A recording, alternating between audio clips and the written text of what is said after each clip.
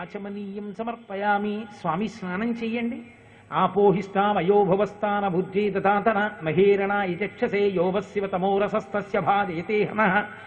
పైకి మంత్రం నడుస్తుంది. నువ్వు కళ్ళు మూసుకుంటే, వాళ్ళు స్నానశాటీలు కట్టు కూర్చుంటే, నువ్వు అభిషేక పాత్ర పట్టుకుని గోరువెచ్చటి నీళ్లు వాళ్ళ తలమించి పోస్తుంటే, శంకరాచార్యులు వారు అంటారు, ప్రాతస్మరామి అని ఆ తల్లి దిగ్గస్తిభి కనక కుంభ ముఖావసృష్ట సర్వాహిని విమలచారు జలప్లుతాంగీం ప్రాతర్నమామి జగతీమశేష లోకాధినాథ గృహిణీం అమృతాభిపుత్రీం అంటారు.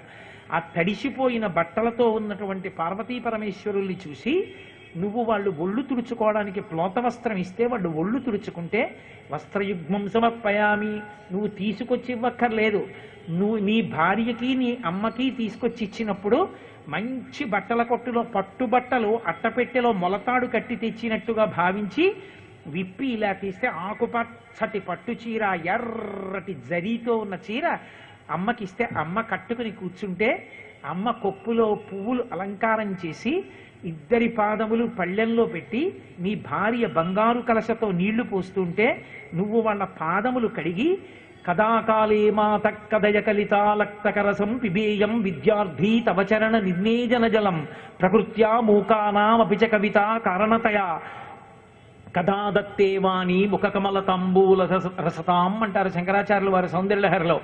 నువ్వు ఆ ఉద్ధరిణితో ఆ పాత్రలో ఉన్న నీళ్లు నీ భార్య నీ చేతిలో వేస్తే పరమశివుడి పాదములకున్న గంధం, అమ్మవారి పాదములకున్న లత్తుగా కరిగిన ఎరుపు పసుపు నీళ్లు ఇలా నోట్లో పోసుకుంటుంటే త్రిపురాంతకంలో ఇచ్చిన తీర్థంలా ఘుమఘుమలాడిపోతుంటే ఆ తీర్థాన్ని 3 మాటలు లోపలికి పుచ్చుకొని కన్నులు మూతలు పడి చేయి కడుక్కుని పళ్ళెంలో ఉద్ధరిణిలో నీళ్లు తీసి నీ భార్యకిస్తే ఆమె 2 రాళ్ల ఉంగరం పెట్టుకుని ఒక ముచ్చుపుటు ఉంగరం పెట్టుకుని నీ భార్య ఇలా చెయ్యి పడితే ఆమెకి వేస్తే ఆమె తాగితే నీకు ఇల్లాలై నీకు వంట చేసి పెట్టి నీ గోత్రాన్ని వృద్ధిలోకి తెచ్చి బిడ్డల్ని కని నీకు శాంతి స్థానమైనందుకు నీ భార్యని నువ్వు ఉద్ధరించవలసిన ప్రక్రియ అది. నువ్వు వాళ్ళ పాదాలు కడిగి పాదాలు ఒత్తి వాళ్ళకి లత్తుక అలంకారం చేసి అప్పుడు పుష్పార్చన. ఒక్కొక్క పుష్పంతో చేస్తే అష్టోత్తరం, లేకపోతే సహస్రం. 377 482 నామాలు ఉండవు. ఉంటే 108, లేకపోతే 1000 అంతే. మధ్యలో అంకె ఎవరికి రాధా ఋషులకి కాదు. 108 నామాలతో పూజ అంటే దాని రహస్యం ఏంటంటే, నేను సంతోషంగా ఉండాలి అంటే నేను ఒక్కడిని సంతోషంగా ఉంటే చాలదు. నా భార్య, మా అమ్మ, మా నాన్న, నా కొడుకు, నా కూతురు, నా అల్లుడు, నా బంధువులు, నాది విశాల హృదయం అయితే యావత్ ప్రపంచం సంతోషంగా ఉండాలి. ఎవ్వరూ బాధపడకూడదు. ఎవరు పుట్టినా 27 నక్షత్రాల్లో పుడతారు. అందుకే పుట్టుక చావు నక్షత్రం చూస్తారు. నక్షత్రం ఒక్కొక్క నక్షత్రానికి 4 పాదాలు. ఏదో ప్రథమ పాదం, ద్వితీయ పాదం, తృతీయ పాదం, చతుర్థ పాదం అంటాం కదా. ఒక్కొక్క నక్షత్రానికి 4 పాదాలైతే 27 నక్షత్రాలకి ఒక్కొక్కడానికి 4 పాదాలు చొప్పున 27 × 4 108 పాదాలు. 108 పాదములలో ఈ ప్రపంచంలో ఎన్ని జీవులు పుట్టాయో అవన్నీ సంతోషంగా ఉండాలి. అందుకని 108 నామాలతో పూజ. నీకు తృప్తి తీరలేదు, 1000 నామాలు. సహస్రం అంటే 1000 కాదు, అనంతం. పరవశం ఉంటే చెయ్యాలి. అంత సమయం లేదనుకుంటే 16, లేదనుకుంటే 3. కానీ నువ్వు చేసే తత్వాన్ని బట్టి చెయ్యాలి. విఘ్నేశ్వరుడికి చేస్తే 16 నామాలతో చెయ్యాలి.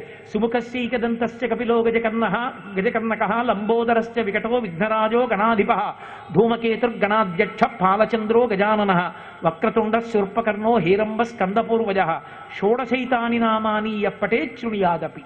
పరమశివుడికి చేస్తే అష్టమూర్తి తత్వం భోరంభం చనలో నిలోంబర మహార్నాదో హిమాంసు పుమాన్ ఇత్యాభాది చరాచరాత్మకమిదం యస్యైవ మూర్త్యష్టకం నాణ్యకించన విద్యతే విమృశతాం యస్మాత్ పరస్మాత్ విభో తస్మై శ్రీ గురుమూర్తయే నమ ఇదం శ్రీ దక్షిణామూర్తయే.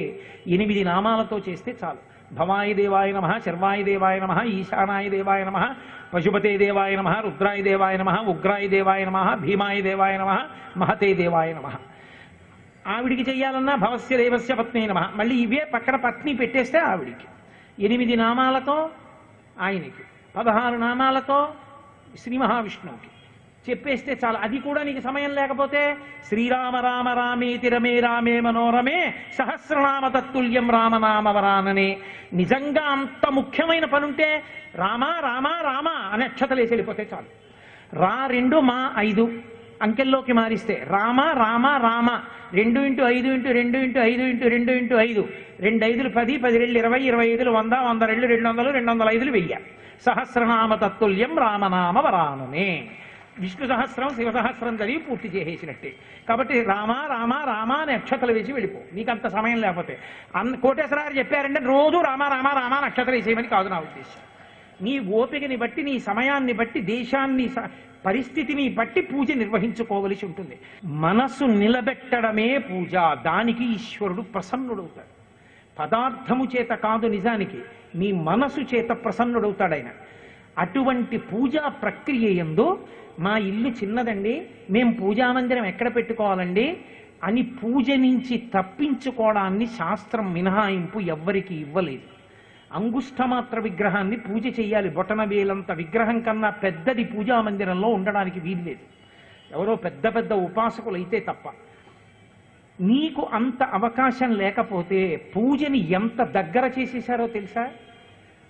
పరమశివుడికి యొక్క పూజ అంటే పరమశివ సంబంధమైనటువంటి సాలగ్రామము మనకి నర్మదా నది ఓంకార కుండంలో దొరుకుతుంది. బాణలింగం అంటారు. ఒక సాలగ్రామాన్ని తెచ్చుకుని ఓ చిన్న పళ్ళెంలో పెట్టి, అలాగే అమ్మవారు శ్రీకాళహస్తి దగ్గర ఉన్నటువంటి సువర్ణముఖరి నదిలో సువర్ణముఖి సాలగ్రామం అని ఉంటుంది, లోపల బంగారు తీగలా ఉంటుంది.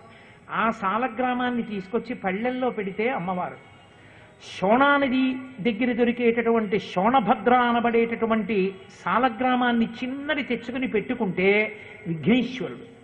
అలాగే మనం ఆ గండకీ నది నేపాల్లో దొరికేటటువంటి సాలగ్రామాన్ని చిన్నది తెచ్చి అక్కడ పెడితే శ్రీ మహావిష్ణువు.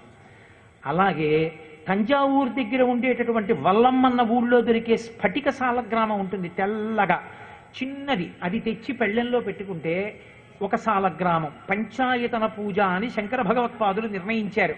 మీకు ప్రధాన దేవత ఎవరో ఆయన్ని మధ్యలో పెడతారు, మిగిలిన వాళ్ళు 4 పక్కలా ఉంటారు. ఎవరు ఏ స్థానాల్లో ఉండాలన్నది మాత్రం కొంచెం చూసుకోవాలి. నేను సూర్యుడిని ఆరాధిస్తాననుకోండి, స్ఫటికాన్ని మధ్యలో పెట్టి సాలగ్రామాన్ని మిగిలిన 4 చుట్టూ పెడతాను. నేను గణాపత్యం అనుకోండి, గణపతిని మధ్యలో పెట్టి శివ, అంబిక, విష్ణు, ఆ పక్కన సూర్యుడు పెడతాను. నేను శివారాధకుడిని అనుకోండి, శివుణ్ణి మధ్యలో పెట్టి విష్ణువు, గణపతి, సూర్యుడు, అంబిక పెడతాను. ఈ 5 పంచాయతన పూజ. ఇంట్లో అనారోగ్యం ఎవరికీ లేకుండా సూర్యుడు, విఘ్నములు రాకుండా విఘ్నేశ్వరుడు, స్థితికారుడై రక్షణకి విష్ణువు, జ్ఞానప్రదాత శివుడు, సమస్త కదలికలను నియంత్రించే శక్తి స్వరూపిణి పరదేవత, సుబ్రహ్మణ్య స్వరూపం అగ్నిహోత్రం, నీరాజనం, హారతి సుబ్రహ్మణ్యుడు. పూజ అంతా పూర్తయిపోతుంది. నా ఇంట మందిరం లేదు, చోటు లేదని తప్పించుకోవడానికి అంగీకరించలేదు, ఎంతోసేపు కూడా అక్కర్లేదు. 5 సాలగ్రామాల్ని చిన్న భరిణె కొనుక్కొని భరిణెలో పెట్టేసి, మళ్ళీ పొద్దున్న తీసి నీళ్లతో తడిపి తుడిచేసి బొట్టు పెట్టేసి 5ంటిని పెట్టేసి, ఎండిపోయిన మారేడు దళాలు, ఎండిపోయిన తులసి దళాలు ఓ చిన్న డబ్బాలో పెట్టుకుని తీసి నామాలతో వేసేసి, ఎండిపోయిన కిస్మిస్ పళ్ళలో చిన్న బెల్లం గడ్డో నైవేద్యం పెట్టి నువ్వు మూత పెట్టేసి ఆ చిన్న డబ్బా తీసుకెళ్లి గూట్లో పెట్టేసినా తప్పు లేదు. పూజ మానేస్తే మాత్రం ద్రోహం. నువ్వు ఎలా చేశావు, ఎక్కడ చేశావు అని శాస్త్రం అడగలేదు. నువ్వు ప్రాజ్ఞుడవైతే, నువ్వు 1 కోటి రూపాయలు పెట్టి ఇల్లు కొనుక్కుంటే ఈశాన్యంలో చక్కగా నీ భార్యతో కలిసి కూర్చుని చేసుకోవడానికి వీలుగా నువ్వు గదిని నిర్మించుకుంటే ధన్యుడివి. అన్నీ బాగా కట్టుకుని పూజ గది అగ్గిపెట్టేంత కట్టుకుంటే నీకు ఇంకా పరిణితి రాలేదని గుర్తు. లేదు, కృతజ్ఞతని ఆవిష్కరించాలనుకుంటే చక్కగా ఎదరెదర ఆయన అనుగ్రహంతోనే నా కొడుకు కోడలు రావాలి, నా కూతురు అల్లుడు, నా మనవలు, ఇంతమందిని కూర్చుని బ్రహ్మస్థానంలో బ్రాహ్మణుడు వచ్చి కూర్చుని పూజ చేయిస్తుంటే ఇంతమందిని కూర్చోవద్దు అని ఓ గది కట్టుకుని చక్కగా సింహాసనం పెట్టుకున్నావు, ధన్యుడి. ఈశ్వరుడు అంత అవకాశం ఇవ్వలేదు. ఎదర చాలా ఐశ్వర్యవంతుడు అవుతావు, అప్పుడు కట్టుకుందువు కానివి. ఇప్పుడు ఏదో ఒక్క గదిలో వాసం చేస్తున్నావు, ఏం బెంగలేదు. ఇంత భరిణెలో 5 సాలగ్రామాలు పెట్టుకుని పూజ చేయొచ్చు. శంకర భగవత్పాదులంతటి వారు అంగీకరించారు, పంచాయతన పూజ ప్రతిపాదన చేశారు. విగ్రహాలైతే కొంచెం అక్కడక్కడ సన్నగా ఉంటాయి, వాటిని తుడవడం అది చాలా కష్టం, నిత్యాభిషేకం కష్టం. వాటికి ఏముంది, పళ్ళెంలో పెట్టి ఇలా నీళ్లు పోసి ఒలికిపోకుండా ఓ గిన్నెలోకి పోసేసి 5 తీసి పొడి బట్టతో తుడిచేసి కాస్త గంధం తీసి రాసేసి బొట్టు పెట్టేసి 4 అక్షతలు వేసేసి కిస్మిస్ పళ్ళు నైవేద్యం పెట్టి డబ్బాలో పెట్టి మూత పెట్టేసి నువ్వు తీసుకెళ్ళి మీ ఇంట్లో పరుసు అవి దాచుకునే చోట భరిణ కూడా పెట్టేసుకున్నా కూడా నన్ను నమ్మండి, తప్పు కాదు, పూజయే. నీకు ఎంత ఉంది కాదు, నీ మనసు ఉన్నదా, అది ప్రధానం. ఇంకా ఇంతకన్నా ఈశ్వరుడు నీకేమిటి చేసే అవకాశం ఇవ్వాలి పూజ చేయడానికి? ఏమండి, గండకీ నది అన్నారు, తంజావూరు అన్నారు, ఇవన్నీ మాకెక్కడ తెలుసు, మేమెక్కడ తెచ్చుకోం, ఈశాల గ్రామాలంటావా? 5 చిన్న చిన్న మూర్తులు, చిన్ని మూర్తులు నించో పెడితే పడిపోతాయి అనుకుంటే 5టిని పడుకోబెట్టి భరిణిలో పెట్టి పూజ చేయి. నిన్ను ఈశ్వరుడు కాదంటే నేనున్నాను. ఆయన అనడు, ఆయన అంగీకరిస్తాడు. మనసు ప్రధానం, నీకు చెయ్యాలన్న ఆర్తి ప్రధానం. ఆర్తి ఉంటే నువ్వు పూజ చెయ్యవచ్చు. ఆ పూజ అంత గొప్పది. అందుకే పూజ నివేదనము, నైవేద్యం అంటే అన్నీ ఈశ్వరుడికి చెప్పుకోవడం. నేను నా కూతురికి పెళ్లి సంబంధం మాట్లాడడానికి బయలుదేరుతున్నాను. నేను ఎవరికి చెప్పాలో తెలుసా? పూజా మందిరంలోకి వెళ్ళి, ఈశ్వరా కూతురినిచ్చారు, కూతురికి పెళ్లి నిర్ణయం చేయడానికి వెడుతున్నాను మాట్లాడడానికి, మీరు కూడా మా వెంట రండి, మీరు పెద్దలు మాకు, మీరు కూడా మా వెంట వచ్చి నా చేత మంచి మాటలు మాట్లాడించండి, నా కూతురు అభ్యున్నతికి తగిన సంబంధం అయితే నిర్ణయం చేయించండి అని నువ్వు ఈశ్వరుణ్ణి నీ వెంట పిలవాలి. నేను ఇక్కడ ఉపన్యాసాలు చెప్పి ఇంటికి వెడతాను. ఇంటికి వెళ్ళిపోయి గబగబా ఎక్కడికో వెళ్ళకూడదు. కాళ్ళు చేతులు కడుక్కొని సింహాసనం దగ్గరికి వెళ్ళి, ఈశ్వర ఏ ఇబ్బంది లేకుండా నెల్లూరు తీసుకెళ్లారు, నాకేమి రాదు, నన్ను మీ చేతి పనిముట్టుగా స్వీకరించి 3 రోజులు నాతో మాట్లాడించారు. పాపం పిచ్చివాళ్ళు ఎంత దగ్గరగా కూర్చున్నారో మీ మీద భక్తితో, తండ్రి ఇదంతా మీ అనుగ్రహం, నన్ను ఎప్పుడూ మీ చేతి పనిముట్టుగా అలాగే ఉంచండే అని ఒక నమస్కారం పెట్టి వెళ్ళి స్నానం చేసి పూజకి రావాలి. అంతేకాని అసలు పూజ గదిలోకి వెళ్ళకపోతే నిన్ను చూసినవాడు వాడు, పలికించినవాడు వాడు, నీకు ఆర్తి ఉండద్దు చూద్దామని? ఏం మీ ఆవిడ్ని చూడ్డానికి ఉత్సాహమా? కూతుర్ని చూడ్డానికి ఉత్సాహమా? ఏది నీ తండ్రిని చూడ్డానికి ఉత్సాహం? ఏది? పెద్ద పండగ వస్తోంది, బట్టలు కొనుక్కుంటున్నావు ఇంట్లో అందరికీ, నీ సింహాసనంలో ఉన్న స్వామికి 70 రూపాయలు పెట్టి పంచెల సాపు, అమ్మకు 60 రూపాయలు పెట్టి పంచాకును, మీ అందరికీ బట్టలా? ఆయనకి ఎప్పుడు పత్తితో ఇంత వస్త్రయుగ్మమా? ఏ 150 రూపాయలు పెట్టి వాళ్ళిద్దరికీ ఓ ముతక పంచె అయితే ఆయన కాదన్నాడా? ఒక ముతక పంచె, ఒక ముతక చీర పెట్టు. అమ్మా పండగ కదూ, మీరు కట్టుకోవాలని తెచ్చా, పెద్దవాళ్ళు కదూ, ముందు మీకు ఇస్తున్నాను, మీరు కట్టుకోండి, పిల్లలు స్నానం చేస్తున్నారు, నేను వెళ్ళి కట్టుకుంటాను అని వాళ్ళిద్దరికీ బట్టలు పెట్టు. వాళ్ళు పరవశించిపోతారు. కైలాసంలో పరమేశ్వరుడు సరిపోయినా సరిపోకపోయినా ఆ పంచే కట్టుకుని, నా తల్లి పరదేవత ఆ చీర కట్టుకుని కూర్చుంటుంది. కూర్చుని పొంగిపోతారు, వాడు ఇచ్చాడు రా మనకి. సరిగంచు పట్టు చీర ఇవ్వగలిగిన శక్తిని నీకు ఇస్తారు. మనసు ప్రధానం. మనసు లేకుండా ఎన్ని తెచ్చి అక్కడ పెట్టండి, ఈశ్వరుడు కాల్తో తంతాడు. ఇవన్నీ నేను సృష్టించినవి, మనసేదిరా అంటాడు. పూజ యందు కృతజ్ఞత, పూజ యందు నివేదన. అది ఎక్కడ వరకు వెళ్ళాలంటే ఏది చేస్తున్నా ఆయన స్మరణలో ఉండాలి. ఏమీ చేత కానటువంటి గొల్లకాంతలు తల మీద నీటి బిందె పెట్టుకుని వెళ్ళిపోతుంటారు.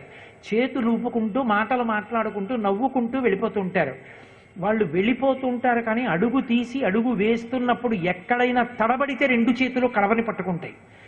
కడవ మీద దృష్టి ఉన్నట్టు ఇంటిలో పని చేస్తున్నటువంటి దాసి ఇంటిలో పిల్లవాడు ఏడుస్తాడేమో పాలివ్వాలని గబగబా పని చేస్తూ తన పసి పిల్లవాడి మీద మనసు పెట్టుకున్నట్టు ఏ కదలికలు లేకుండా తాను శాంతిగా ఉండి బయట ప్రపంచాన్ని గడిపిన దక్షిణామూర్తిలా నువ్వు లోపల పరమేశ్వరుణ్ణి పట్టుకుని పైన ప్రపంచంలో తిరుగుతూ ఉండాలి.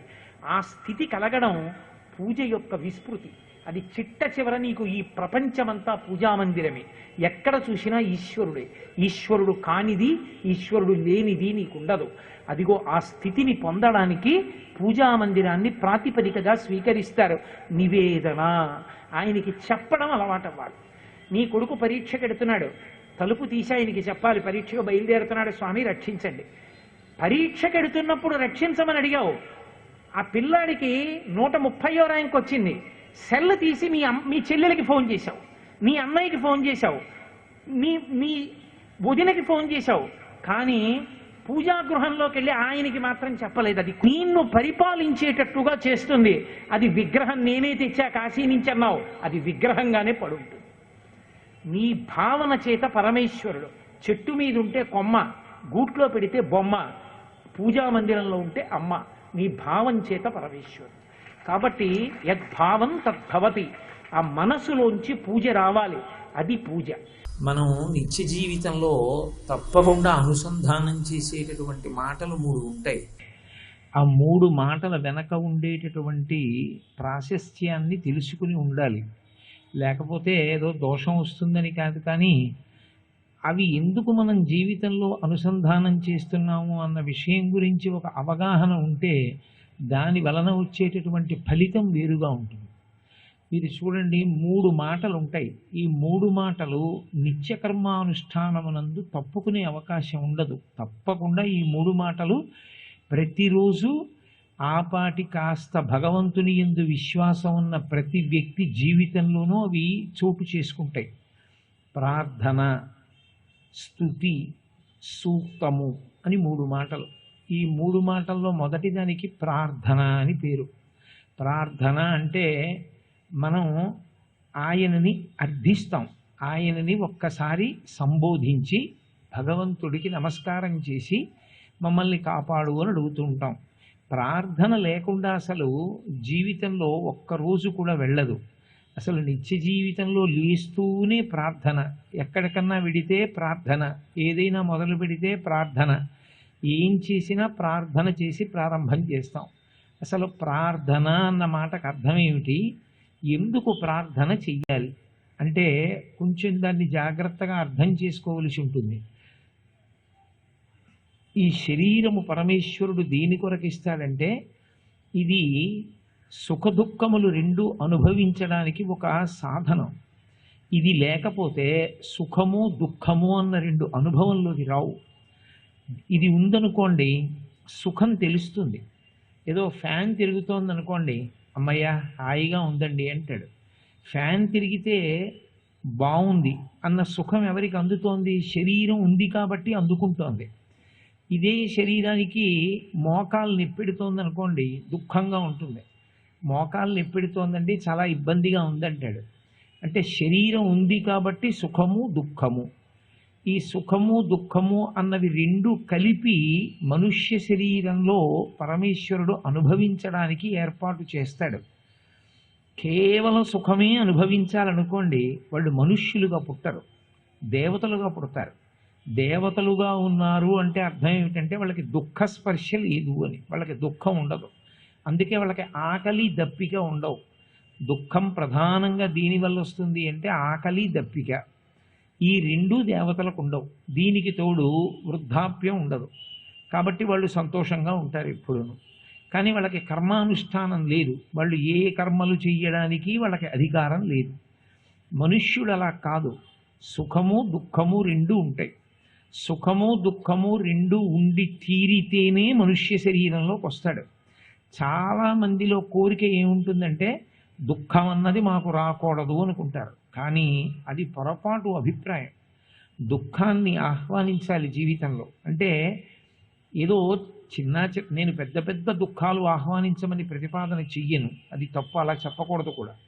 కానీ ఏదో చిన్న దుఃఖం వచ్చిందనుకోండి, ఒక కాలు నొప్పెట్టింది, ఏదో కాస్త తలకాయ నొప్పిగా ఉంది, అంత మాత్రం చేత భగవంతుణ్ణి నింద చేసేసి నేను ఇన్ని పుణ్యకర్మలు చేస్తున్నాను నాకు ఎందుకు వచ్చింది దుఃఖం అని అడగకూడదు. మనుష్య శరీరంలో ఉన్నారు అంటే ఒక విషయాన్ని జ్ఞాపకం పెట్టుకోవాలి. సుఖము దుఃఖము 2 అనుభవించవలసిన అవసరం ఉంటేనే మనుష్య శరీరాన్ని ఇస్తారు.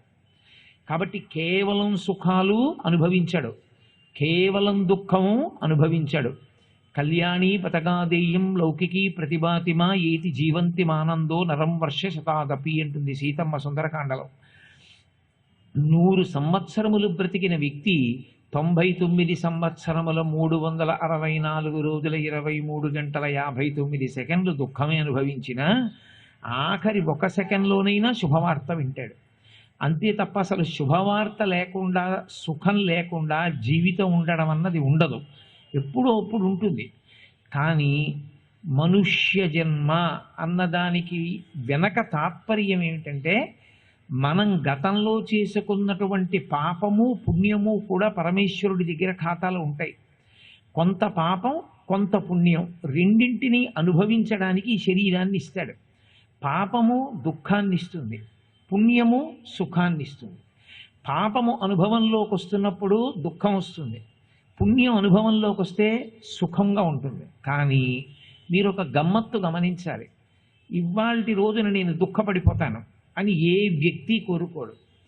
ఏ రోజైనా, ఏ గంటైనా, ఏ క్షణమైనా ఎవ్వరైనా సుఖంగా ఉండాలని కోరుకుంటారు. కానీ మనుష్య శరీరంలో ఉన్నావు అంటే అర్థం ఏమిటి? సుఖ దుఃఖములు రెండూ అనుభవించాలి. దుఃఖం ఎప్పుడు వస్తుందో ఎవరికి తెలుసు? ఒక్క పరమేశ్వరుడికే తెలుసు. ఎందుకని? గత జన్మలలో చేసినటువంటి పాపం అనుభవంలోకి ఇవాళ నేను తీసుకొద్దామని ఆయన అనుకున్నాడు అనుకోండి, ఆయనకొక్కడికే తెలుసు. కాబట్టి వీడు గతంలో చేసిన పాపాన్ని దేన్నో లెక్కలోకి తీసుకుంటాడు. వీడెప్పుడో నిష్కారణంగా అలా వెళ్ళిపోతున్న కుక్క మీదకి ఒక పెద్ద బండ విసిరాడు, దాని కాలు విరిగిపోయింది. కుయ్యో కుయ్యో అని ఏడుస్తూ పోయింది కాలు ఈడ్చుకుంటూ. వీడు విక విక విక విక నవ్వాడు. అయిపోయింది, కొట్టాడు, కాలు విరిచేశాడు, ఆ జన్మ అయిపోయింది. కానీ ఈశ్వరుడు ఆ జీవుడి పాపాన్ని ఖాతాలో వేసుకున్నాడు. అది ఇవాళ వీడికి అనుభవంలోకి తీసుకొస్తున్నాను. ఒక కుక్క కాలు నిష్కారణంగా విరగ్గొట్టాడు, అది 3 నెలలు బాధపడింది. ఇవాళ వీడి కాలు విరుగుతుంది, 3 నెలలు వీడు బాధపడతాడు. ఇప్పుడు ఆ పాపానికి సమతౌల్య దుఃఖాన్ని అనుభవిస్తాడు, దాని చేత పాపాన్ని పోగొట్టుకుంటాడు అంటాడు. కానీ వ్యక్తి ఏమనుకుంటాడు? ఇవాళ నా కాలు విరగాలి, నా కంట్లో నలుసుపడాలని ఎవడూ కోరుకోడు. ఏ రోజైనా ఏ క్షణమైనా సుఖంగానే ఉండాలని కోరుకుంటాడు. ఇదే వ్యాస భగవానుడు ప్రతిపాదిస్తాడు.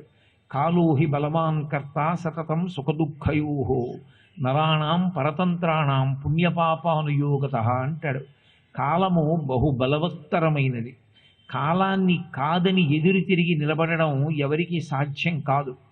ఆ కాలమునందు దురితము అనుభవంలోకి వస్తుంది. మీరు నేను చెప్పిన మాటని కొంచెం జాగ్రత్తగా పట్టుకోగలిగితే ప్రార్థన ఎందుకు చెయ్యాలో అర్థమవుతుంది. కాలమునందు దురితము అనుభవంలోకి వస్తుంది. దురితము అంటే ఇప్పుడు చేసిన పాపం కాదు, ఎప్పుడో చేశావు.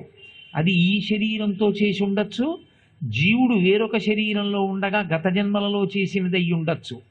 నువ్వు మనుష్య శరీరంలో ఉన్నావు కనుక, నువ్వంటే మనం మనుష్య శరీరంలో ఉన్నాం కనుక భగవంతుడు సంకల్పం చేస్తాడు, ఇవాళ వీడు ఆ పాపానికి ఫలితాన్ని అనుభవిస్తున్నాడు అని నిర్ణయం చేస్తాడు. ఆ అనుభవం ఎందులో వస్తుంది? కాలమునందు వస్తుంది. కాలము భూత భవిష్యత్ వర్తమాన కాలములుగా నడుస్తూ ఉంటుంది. ఏదో ఒకరోజు ఇవాళ వీడి కాలు విరిగిపోతుంది అని భగవంతుడు సంకల్పం చేశాడు, ఆ ఫలితం వస్తోంది వీడికి అని. కానీ వీడు అంగీకరించగలడా?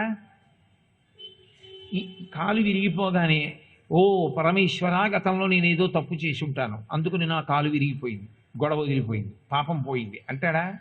అనడు. నా కాళ్ళు చేతులు బాగుండాలి, నాకు ఏ ఆపద రాకుండా ఉండాలని ప్రతివాడు కోరుకుంటాడు.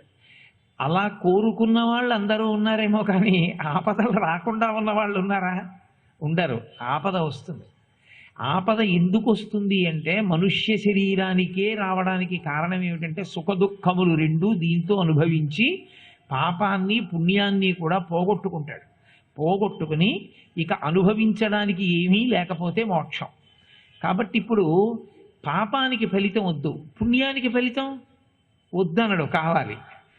గతంలో ఎప్పుడో పుణ్యం చేశాడు, పోన్లేరా కాలు విరవను, పుణ్యానికి ఫలితము ఇవ్వను అన్నాడు అనుకోండి ఈశ్వరుడు. అలా వద్దు ఈశ్వర, పాపానికి ఫలితాన్ని ఆపండి, పుణ్యానికి ఫలితాన్ని వదలండి అంటాడు కదూ.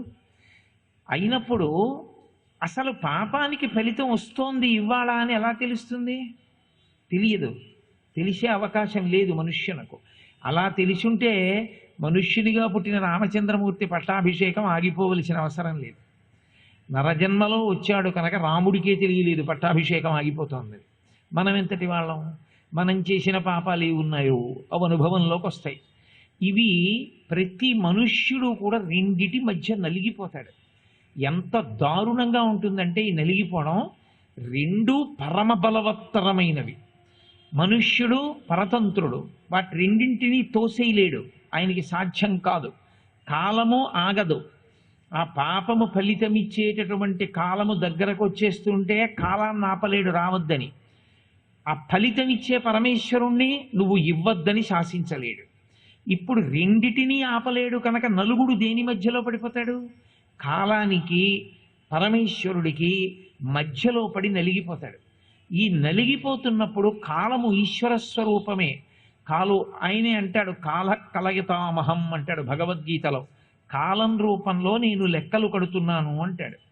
అందుకే నిద్ర లేవగానే మనం ఇవాళ ఇది చేద్దాము అని అనుకుంటున్నాం, కానీ ఇది చేద్దాము అని మనం అనుకున్నది జరుగుతుందో, మనం అనుకున్నది కాకుండా బాధపడవలసినటువంటి సందర్భం జరుగుతుందో ఎవరికి తెలుసు?